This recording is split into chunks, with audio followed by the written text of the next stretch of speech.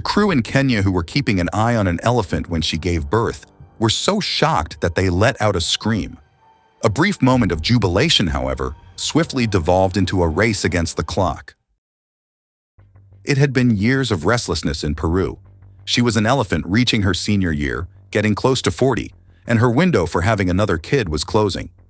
For years, Peru had been trying for a second child, but she already had a daughter who was a few years old. A group of conservationists under the leadership of an elderly environmentalist named Kenneth Ole Nashu were observing her from a distance.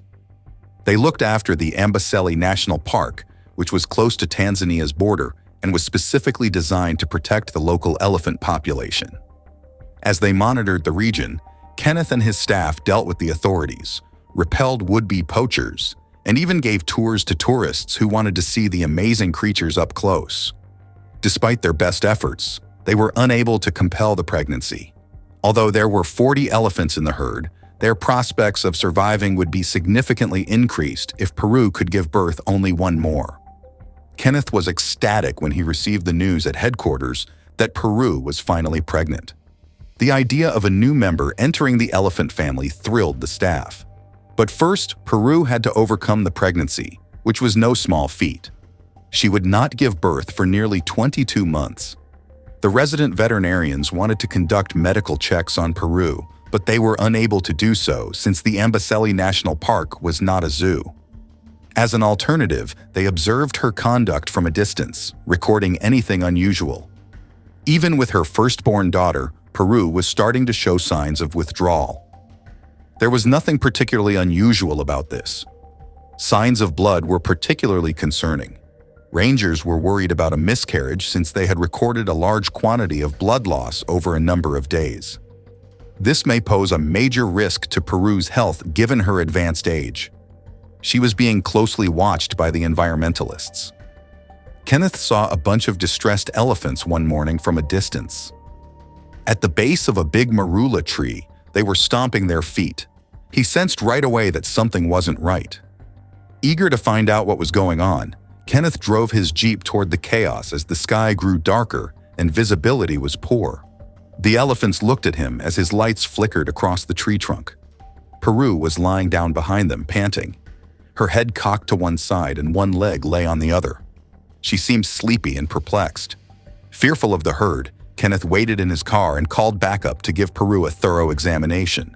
It was plausible that the others may become hostile if Peru suffered harm. They could be protective of her because she was a senior and held a lot of respect. It was already dark when the team of veterinarians arrived.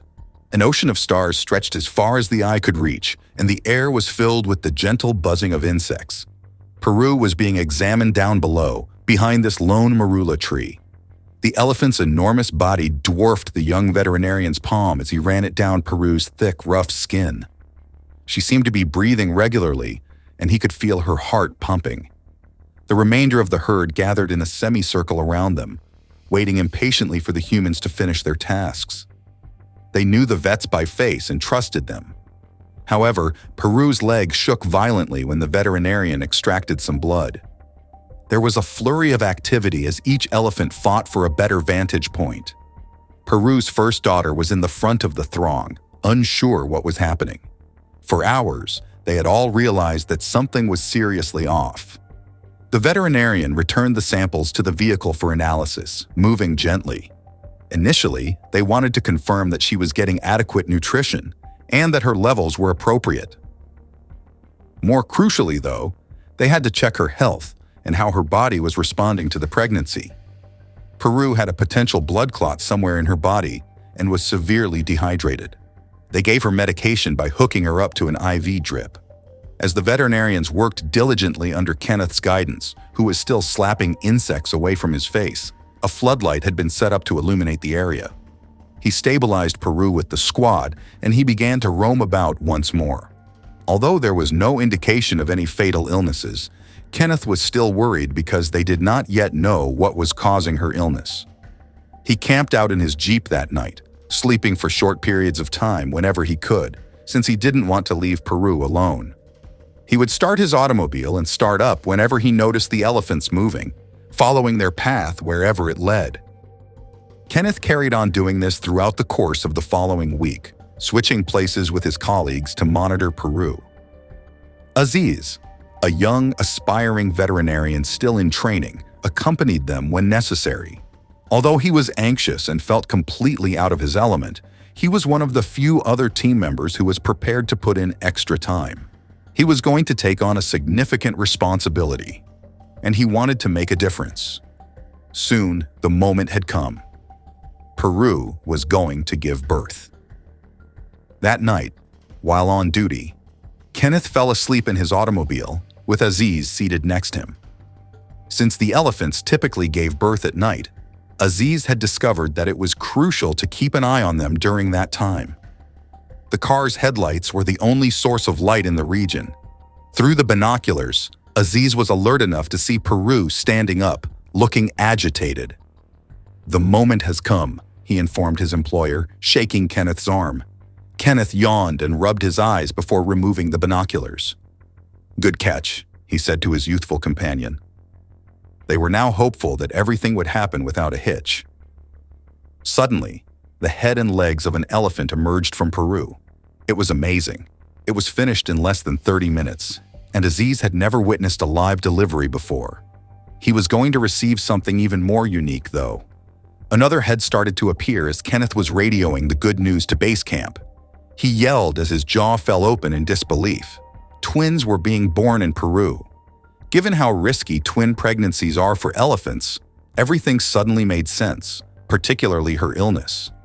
Aziz was informed by Kenneth that he had never witnessed a twin delivery in his decades of experience in the field. Nearly 40 years have passed since the last elephant twin birth in Amboseli National Park. Kenneth, a devout guy, felt as though he had just witnessed a miracle as he gazed up into the sky. The repopulation initiatives were going to benefit greatly from this. However, it wasn't that easy.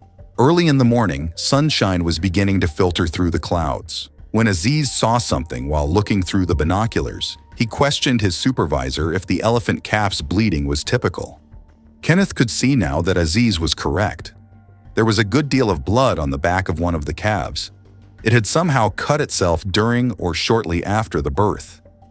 The following few hours would be crucial, and this was not encouraging.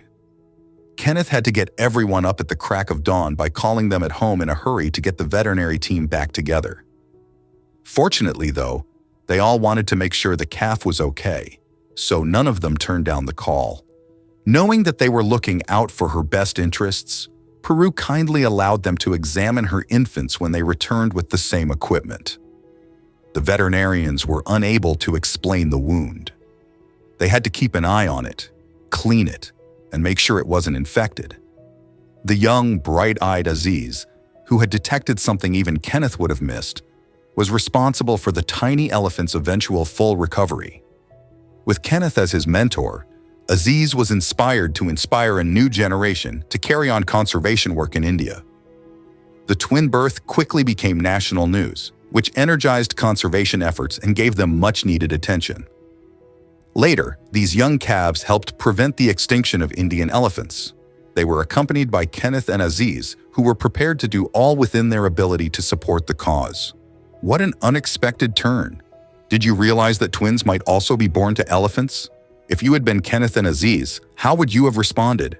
Tell us in the space provided below.